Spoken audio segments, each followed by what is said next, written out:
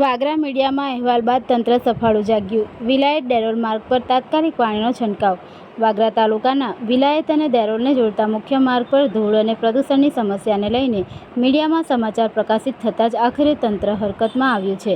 લોકોની સતત ફરિયાદો અને વાહન ચાલકોની હાલાકીને ઉજાગર કરતા અહેવાલોના પગલે તંત્રએ તાત્કાલિક અસરથી માર્ગ પર પાણીનો છંટકાવ શરૂ કરાવ્યો છે. આ મુખ્ય માર્ગ પરથી પસાર થતા વાહનોને કારણે ઉડતી ધૂળથી આસપાસના રહેવાસીઓ અને વાહન ચાલકો ભારે પરેશાન હતા. ખાસ કરીને ભારે વાહનોની અવરજવરને કારણે સમગ્ર વિસ્તાર ધૂળની ડમરીઓથી ઢંકાઈ જતો હતો, જેનાથી શ્વાસ સંબંધિત રોગોનું જોખમ પણ વધ્યું હતું. મીડિયા દ્વારા આ સમસ્યાને લઈને વારંવાર અહેવાલ પ્રકાશિત કરવામાં આવ્યા હતા અને તાજેતરમાં જ આ અંગે વિસ્તૃત અહેવાલ પ્રસારિત થયો હતો. આ અહેવાલની ગંભીર નોંધ લઈને સંબંધિત વિભાગે પ્રદૂષણ ઘટાડવા અને લોકોને રાહત આપવા માટે તાત્કાલિક પગલાં લીધા છે.